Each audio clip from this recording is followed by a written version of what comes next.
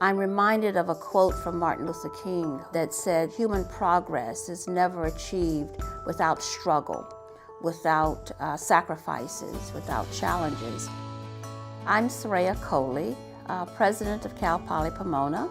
We have to go beyond just simply complaining about things that are going on that we don't like. That we have to get engaged.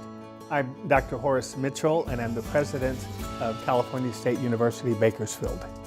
When I think of the words resistance, that means you're opposing something. When you think of empowerment and civic engagement, from my perspective, that means you're now trying to change something. Willie James Hagan, president of California State University, Dominguez Hills. It is making sure that we're at the table. It's making sure that all of us in this great country are at that table, that we also have the tools and the abilities, the knowledge to really enhance the outcome for everyone. And then we invest that in our young people.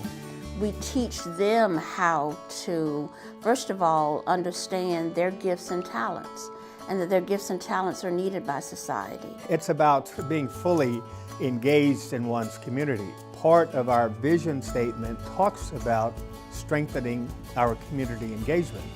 And one of the things that we say is that we cannot achieve all the things that we want to achieve in serving our students and our communities by working alone.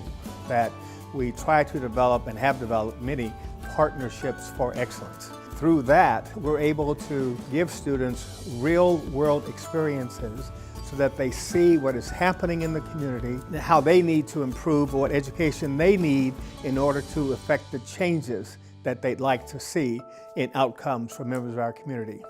Our campus was started in 1960 in Palos Verdes, and at that time Palos Verdes was one of the 100 richest cities in the nation. And after the Watts riots, we were moved from Palos Verdes to service that community because there was this sense of that there is an education institution, and that's deemed, an organ of transformation.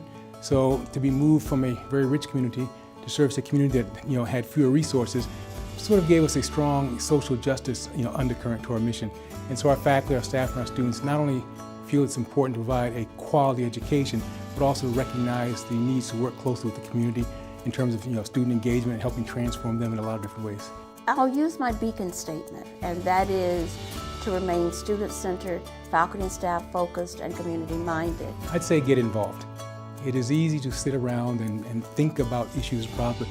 Get involved in your community, in your club, in your school, whatever, but getting involved helps make you part of the change process as opposed to somebody that's sitting around complaining. Young people need to get a good education, and part of that would include, in my mind, a college education, okay? And the difference is that for people, students who are well prepared, they become players in their destiny. They can make a difference in what happens. If they're not well prepared, then they end up being pawns. That is to say, they're much more dependent on what other people are doing because they don't have the skill, the background, the knowledge to create things for themselves. And so I tell my students to be bold, to be a defier, and to understand that they have gifts and talents that our world needs, and that part of our mission in higher education is to continue to help to unfold those talents and to launch them into the world feeling confident, feeling inspired, but also recognizing that they have a responsibility to pay it forward. And I think if you look at what Juneteenth stands for, resisting and opposing all of the issues that oppressed the communities at that time, and now saying, how do we move beyond that? So how do we empower the students, empower the communities, how to provide education? Education in this country is still the #1 vehicle for upper mobility for minority students, and so we try to have students understand that if you can get a college degree, it'll help transform you, and then you can help participate in transforming the communities.